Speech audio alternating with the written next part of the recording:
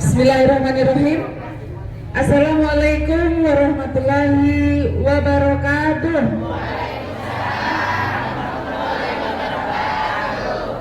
Alhamdulillahirrabbilalamin. Assalatu wassalamu ala asrofil anbiya'i wal mursalin wa alihi wa sahbihi ajma'in. Yang terhormat dan kami muliakan Ibu Ketua Majelis Taklim Al-Mustafa Hajah Neneng Yohana. Terima kasih Ibu sudah memperkenankan kami bergabung di sini. Kemudian yang terhormat guru kita bersama Ustadz Eko Handoko. Apakah sudah hadir beliau? Oh, di rumahnya, iya. Ya, yang kami hormati ibu-ibu, para pengurus, ketua dan pengurus serta jamaah Majelis Taklim se-Desa Setia Mekar ya Bu ya. Alhamdulillahirrabbilalamin. Puji syukur kehadirat Allah Subhanahu wa taala bahwa pada pagi hari ini kita ditakdirkan untuk bertatap muka di sini, bersilaturahim di sini dalam keadaan sehat, dalam keadaan bahagia. Ibu bahagia nggak hari ini? Bahagia, ya, dalam keadaan penuh semangat untuk bersilaturahim dan thalabul ilmi. Ini luar biasa. Kenapa Bu? Saya izin mengingatkan, karena rezeki thalabul ilmi itu tidak dimiliki oleh setiap orang. Contohnya saya.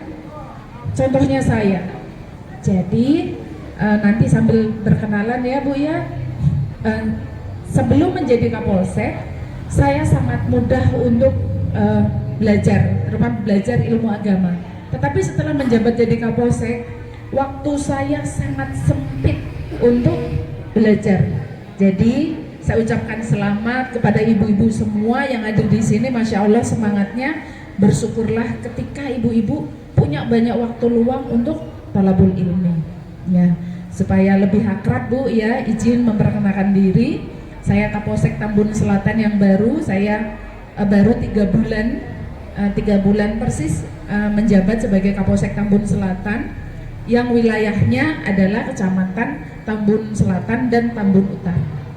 Jumlah penduduknya tahu nggak Bu berapa? Jumlah penduduknya itu lebih dari 1 juta. Jumlah penduduk Kabupaten Bekasi 3,5 juta. Jumlah penduduk Tambun Raya itu 1 juta lebih. Jadi sepertiga penduduk Kabupaten Bekasi itu bermukim di wilayah Tambun.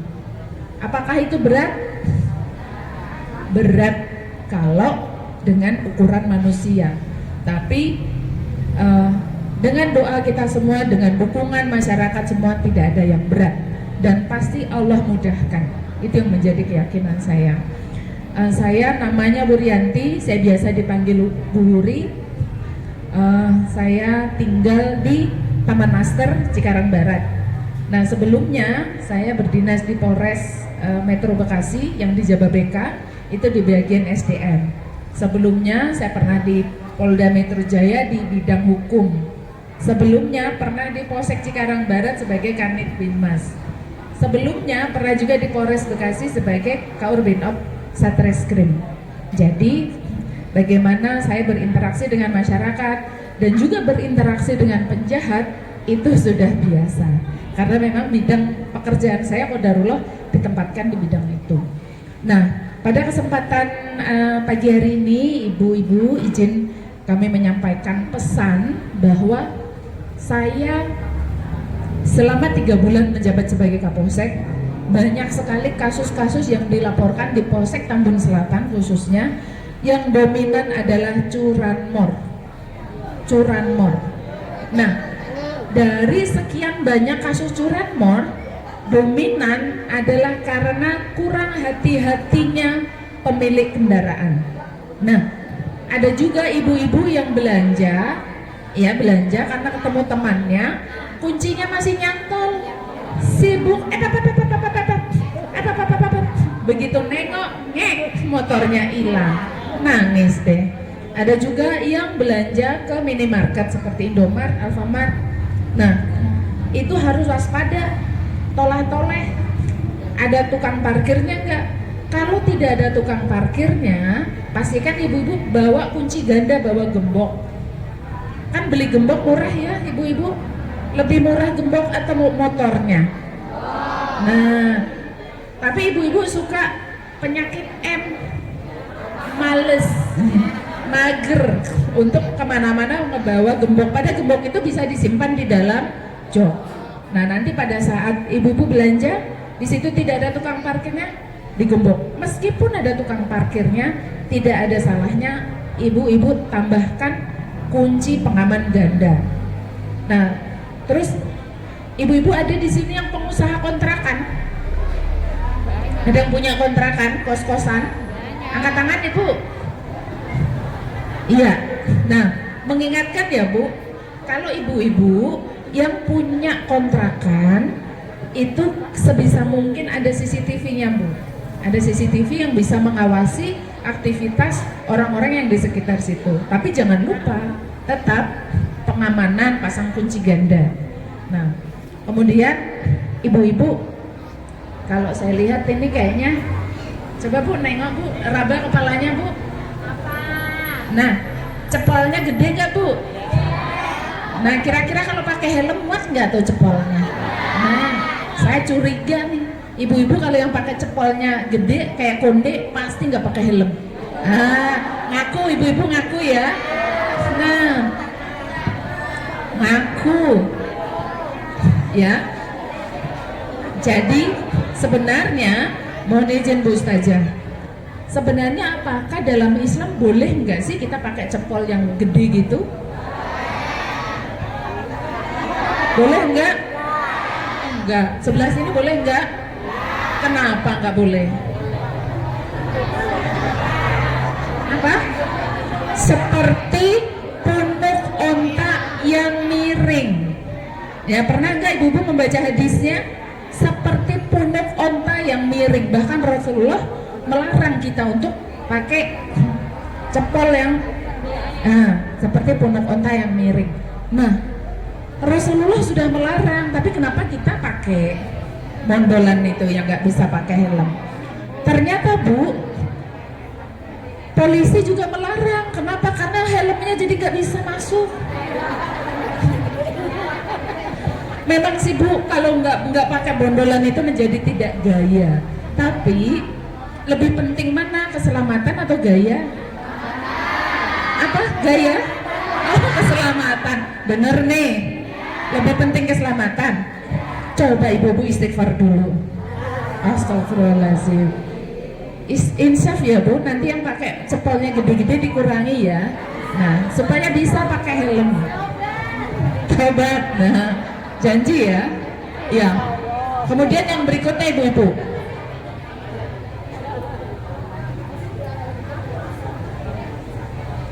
Ya, sudah ya, punuk onta miring sekarang berganti. Ibu-ibu, siapa yang suka main TikTok? Siapa yang suka main Instagram? Nah, ibu-ibu main Instagram, coba sekarang diambil handphonenya. Silahkan follow Instagram saya, Kapolsek Tambun Selatan. Nah, kenapa ibu-ibu? Jadi sekarang eranya era digital, era media sosial. Jadi saya pun juga menggunakan media sosial untuk syiar Bu, untuk syiar. Jadi untuk menyampaikan informasi, misalnya ibu-ibu mau melaporkan ke saya, datang ke polsek, pasti awang ya jalannya, panas, sungkan, siun. Nah, tapi kalau DM bisa dari mana aja, bahkan dari toilet sambil bisa DM. Ibu polisi, Bu Kapolsek, di sini ada rawan tawuran, tolong dipatroliin, silakan saja. Nah, jadi Instagram saya digunakan untuk melayani masyarakat, bukan untuk bergibah ya, ibu-ibu ya. Ya, ada di sini yang suka bergibah. Nah, ada. Coba istighfar dulu Bu. Astagfirullahaladzim. Ya. Nah, kenapa saya sampaikan itu Bu? Jadi banyak sekali masyarakat kita yang terjebak, ya, terjebak dalam tanda kutip keasikan menggunakan media sosial, akhirnya ikut-ikutan tren. Trennya apa? tren berucap, berlisan buruk. Nauzubillah. Gampang banget orang menghujat, gampang banget orang menghina, gampang banget orang mengolok-olok. Padahal di dalam Quran, boleh nggak Bu Ustazah kita mengolok-olok? Tapi kenapa kita lakukan? Dan banyak sekali saudara-saudara kita melakukan. Dan kebanyakan yang kejem-kejem itu, yang kejam sekali komentarnya itu, begitu kita scroll, kita cari profilnya, ternyata ibu-ibu. Ternyata ibu-ibu. Nah, kemudian ibu-ibu ini perlu kita waspadai ya. Sekitar tahun 2017 saya mengikuti seminar dan oleh pemateri itu menyampaikan jumlah akun media sosial di Indonesia jumlahnya 3 kali lipat jumlah penduduk Indonesia. Logikanya, apakah iya anak bayi menggunakan media sosial? Kan enggak. Berarti banyak orang dewasa, satu orang menggunakan media sosial lebih dari satu akun. Bahkan ada juga orang yang berprofesi menjadi buzzer, membuat banyak akun untuk menjadi apa ya namanya? Buzzer itu apa ya bahasa Indonesianya? Pendukung lah, pendukung. Nah, nanti dia yang seolah-olah berkomentar, padahal orangnya itu kene. Seolah-olah banyak, padahal orangnya itu kene. Nah, ibu-ibu ketika di IG misalnya atau di YouTube tiba-tiba ada iklan. Aduh, berat badan nggak turun-turun nih, ada nggak? Terus tiba-tiba ada yang nimpalin. Itu emang siapa yang nimpalin? Iya dia kene. Nah, jadi ibu-ibu waspada. Kemudian beberapa hari yang lalu ibu-ibu mungkin ini ya menyaksikan juga di media sosial, di Instagram terutama itu rame tentang penangkapan Bang Jago di Polsek Tambun Selatan. Yaitu saya aja yang menjuluki beliau Bang Jago, namanya mah bukan. Jadi beliau melakukan premanisme, malakin, mengatasnamakan orang pribumi, putra daerah. Nah, ibu-ibu, tolong kalau menghadapi atau melihat seperti itu tolong dilaporkan. Karena polisi terbatas, Bu. Terbatas jangkauannya di masyarakat, yang tahu adalah ibu-ibu. Jadi, kenapa kami hadir di sini? Karena ibu-ibu adalah yang banyak berada di rumah. Jantungnya rumah itu ibu. Energi terbesar di dalam rumah kita itu ibu. Maka ibu-ibunya harus kuat, harus berani. Ketika menghadapi hal-hal yang negatif atau mengetahui ada tindak pidana atau sesuatu yang tidak normal, laporkan saja. Misalnya itu bukan ranahnya polisi, nanti polisi yang akan berkoordinasi dengan instansi terkait. Kita saling membantu. Misalnya ibu-ibu mungkin ngecek akunnya misalnya dinas tertentu. Kira-kira responnya cepat nggak? Ada yang cepat, ada yang tidak. Maka diperlukan kolaborasi. Demikian juga di polisi. Ada yang responnya cepat, ada yang tidak, maka perlu ada kolaborasi sehingga saling ngasih tahu temannya, ada masyarakat lapor ini, ayo segera ditindaklanjuti seperti itu. Intinya adalah kita berani lapor, ayo berani lapor. Kita jaga kampung kita, Yang tahu warga itu warga kita atau bukan kan kita sendiri, ibu-ibu sendiri. Kalau saya kan nggak kenal, tiba-tiba di sini ada penyusup. Ibu-ibu yang tahu, oh itu bukan warga Setia Mekar. Tapi kalau saya nggak tahu. Maka perlunya saya mendapatkan informasi dari ibu-ibu sekalian. Kemudian yang terakhir nih Bu, kaitannya masih dengan media sosial. Tadi saya ingatkan tentang perilaku bermedia sosial ya. Tahan jarinya, tahan lisannya. Yang kita ketik itu adalah representasi perwakilan dari isi pikiran kita. Kalau suka menghujat, nah berarti isi pikiran kita ya negatif terus. Tahu nggak kenapa ibu-ibu gendut? Lemak. Tahu nggak kenapa ibu-ibu gendut? Karena ibu-ibu sudah punya keyakinan di pikirannya bahwa aku minum air aja jadi daging. Padahal enggak kan, kalau air jadi apa? jadi keringet, jadi apa lagi? Tipis. Tapi karena ibu-ibu berpikir bahwa minum air putih saja jadi daging, akhirnya jadi daging beneran. Jadi dari pikirannya harus positif dulu supaya tindakan kita juga positif, ucapan kita positif. Terus kalau lagi kesel, ibu-ibu lagi jengkel, nantinya ngapain? Bikin status, habis itu jajan deh, ya kan? Beli seblak, mie, pentol, apalah itu, karbo semua. Tapi yang diakui hanya air putih. Air putih bikin jadi daging, padahal ada teman-temannya banyak. Jadi itulah perwujudan apa yang kita pikirkan, itu muncul dari apa yang kita ucapkan, apa yang kita ketik di media sosial itu. Hati-hati, ada undang-undang apa Bu? ITE. Nanti ibu-ibu bisa digugat kalau di situ menyebarkan ujaran kebencian. Hati-hati. Kalau orang belum pernah berhadapan dengan hukum akan bilang, alah gampang, nggak bakal dipenjara. Tapi begitu sudah berhadapan dengan hukum, kelar hidup lo. Kayak gitu kalau kata anak-anak sekarang. Puyeng Bu, puyeng. Siapapun tidak ada yang nyaman hatinya ketika kita harus berhadapan dengan hukum. Jadi harus kita jaga diri kita, keluarga kita, terutama anak-anak kita. Kemudian yang terakhir Bu, tren karena dunia digital ini, dunia medsos. Ibu-ibu siapa yang punya akun Shopee? Nggak ngaku. Siapa yang punya akun Tokopedia?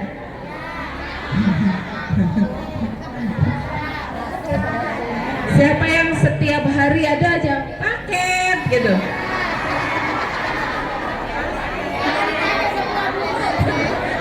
Ya kan? COD gitu. COD-an. Nah, sesudah itu langsung update status. Habis beli ini itu. Nah, nggak masalah sih Bu, mau pamer, mau mungkin beli intan berlian, emas permata, silahkan. Tetapi yang penting benar. Nah, masalahnya belakangan ini 2 minggu, 3 minggu terutama menjelang Lebaran ya, akhir Ramadan itu sampai dengan hari ini banyak sekali penipuan online dengan modus belanja online. Macam-macam Bu, dari menawarkan iPhone murah. Ya itu kan biasanya yang perlu iPhone yang bergaya-gaya, ya kan, buat selfie biar fotonya hilang kerutan tanpa skincare, ya kan. Terus ada juga yang pengen tren punya emas antam dengan harga miring. Begitu sudah ditransfer uangnya, mau diambil fisiknya, oh ternyata tidak ada penjualan emas fisiknya. Nah udah lenyap deh tuh uang belasan juta. Terus ada juga ini yang terjadi kemarin menimpa teman saya, itu mobil. Jadi jual beli mobil, iklan mobil, seolah-olah misalnya saya dengan Bu Ustazah Neneng, Bu saya mau jual mobil, kata Bu Ustazah, yaudah deal. Terus kemudian misalnya harganya 100 juta, minta nomor rekening gitu. Nah tetapi Bu Ustazah menawarkan lagi ke orang lain, misalnya ke Mbak Keke, harganya miring. Nah dia tergiur, akhirnya Mbak Keke transfer ke Bu Ustazah, tapi dengan mengatasnamakan saya. Akhirnya dia ngambil mobil saya, mau ngambil, ya nggak bisa, saya kan tidak berjual transaksi sama Anda. Nah Bu Nenengnya maaf nih, langsung menghilang, langsung blokir kontaknya, akhirnya rugi. Nah jadi pastikan kalau jual beli, pastikan ada uang, ada barang. Gak apa-apa Bu dibilang orang katro, orang ortodok, orang kolot yang harus manual, yang penting uang kita selamat, uang kita aman. Itu jangan mudah tergiur harga murah, jangan mudah tergiur tren, yang penting aman. Jadi itu banyak sekali. Terus lagi yang tempo hari rame, arisan online. Bu, coba di pengajian ini ada arisannya enggak? Nah itu lebih aman, nggak usah online-onlinean. Gini aja sambil ketemu, sambil silaturahmi, sambil makan seblak, enak ya. Online-onlinean udah duitnya lengit, nggak ada konsumsinya, aduh nggak deh. Terus juga ada investasi bodong. Nih setor uang 30 juta, nanti dalam waktu 3 bulan dapat kembalian sekian. Wah, terbuai itu, dapat kembalian sekian. Padahal itu duit-duit kita juga. Akhirnya nanti dirayu, ayo top up, ditambah lagi. Itu sebenarnya hanya duit kita yang diputer. Akhirnya begitu udah banyak, ya orangnya hilang. Nah, itu banyak sekali. Banyak sudah pengalaman, banyak sudah kejadian, tapi ternyata masyarakat kita tidak mau belajar. Masih mau aja, iya benar, masih mau aja, dan kita terheran-heran. Terus udah gitu, begitu datang ke polisi dia galak banget. Polisi lama banget sih nangkep pelakunya. Lah pelakunya banyak. Pelakunya ini kesini. Nah, jadi supaya kita aman ya waspada. Bertanya dulu. Kalau mau berinvestasi, investasi yang aman-aman saja. Seperti nenek moyang kita beli emas ke toko emas, itu aman. Itu lebih aman. Dan harganya juga tidak fluktuatif, malah cenderung naik. Dan sewaktu-waktu mau digunakan, gampang dijualnya. Seperti itu. Daripada mungkin pengennya beli apartemen, ngejualnya susah. Begitu mau udah dibayar, begitu mau dicek ternyata apartemennya gambar doang, nggak ada bangunannya. Itu banyak seperti itu. Jadi pesan saya, hati-hati. Dan juga apa yang saya sampaikan ini, tolong nanti disampaikan ya Bu ke para tetangganya yang mungkin tidak hadir di sini, putra-putrinya di rumah. Terus saya juga titip untuk putra-putrinya diawasi pergaulannya. Sekarang banyak sekali kejadian-kejadian yang ngeri ya, dari kejahatan seksual, obat, tawuran, balap liar. Itu semua bermuara pada pengawasan dari orang tua. Jangan takut Bu sama anak. Jadi ketika anak melawan, sampaikan dengan nada yang rendah, katakan, "Nak, itu karena mama sayang." Gak usah ngebentak, itu karena mama sayang. Itu bentuk cintanya orang tua. Seperti itu. Baik, saya kira itu dulu ibu-ibu, nanti banyak banget ibu-ibu ngantuk ya. Itu yang saya sampaikan. Semoga pertemuan kita, silaturahmi kita pada hari ini diridhoi oleh Allah Subhanahu wa taala, dimudahkan semua urusan kita, dan kita senantiasa diberi kesehatan mental, kesehatan fisik, sehingga kita bisa lebih bermanfaat untuk sesama. Billahi taufiq wal hidayah. Wassalamualaikum warahmatullahi wabarakatuh.